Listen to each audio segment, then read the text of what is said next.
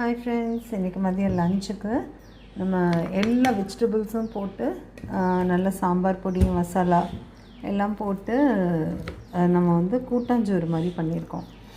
இது கோவிலில் எல்லாம் பண்ணுவாங்க. அது மாதிரி எங்கள் ஊர் சைடில் கோவிலில் அப்புறம் பிக்னிக் போகிற இடத்துல நம்மளாம் அந்த கல் அடுக்கி 3 கல் வச்சு அதில் விறகடுப்பு செட் பண்ணி சமைச்சு சாப்பிட்டு அந்த ஒரு நேச்சுரல் ஆம்பியன்ஸில் என்ஜாய் பண்ணுற அந்த மாதிரி ஒரு ஃபேமிலி கேதரிங் டயத்துலலாம் இந்த சாதம் தாங்க செய்வாங்க.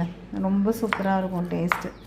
இதில் நம்ம எதுவுமே பிளான் பண்ணி பண்ணுறது கிடையாது. அப்பப்போ கடையில் அங்கே லோக்கலாக என்ன கிடைக்குதோ அதை வாங்கி அந்த காய்கறி எல்லா காய்கறியும் வச்சு எல்லா காய்கறியும் போட்டு செய்வாங்க. நான் இன்றைக்கி இதில் கொஞ்சம் இந்த பெரும்பயிறு காராமணி பயிறு போட்டிருக்கேன். இது ஹெல்த்துக்கு நல்லது. அப்புறமா கொஞ்சம் பயத்தம்பருப்பு, கொஞ்சம் துவரம்பருப்பு, அப்புறம் கேரட்டு, அவரைக்காய், கத்திரிக்காய், உருளைக்கிழங்கு, பீன்ஸு, வேறு தக்காளி, வெங்காயம் எல்லாம் போட்டிருக்கேன்.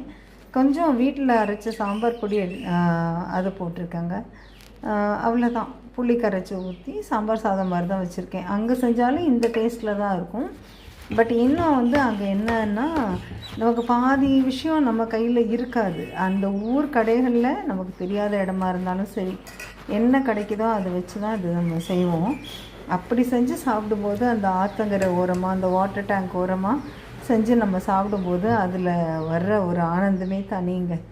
இதுக்கு சிப்ஸு அப்பளம் அந்த மாதிரி ஏதாவது வீட்டிலேருந்து செஞ்சு கொண்டுட்டு போயிருப்போம். அதை வச்சு தான் சாப்பிடுவோம். இன்றைக்கி நான் தயிர் வச்சு தாங்க சாப்பிட்றேன், கெட்டி தயிர் வச்சு. ஓகே, உங்களுக்கு பிடிச்சிருந்தா நீங்களும் ட்ரை பண்ணி பாருங்கள். இந்த மாதிரி அனுபவம் உங்களுக்கு இருக்கான்னு நீங்களும் சொல்லுங்கள். Okay, thank you.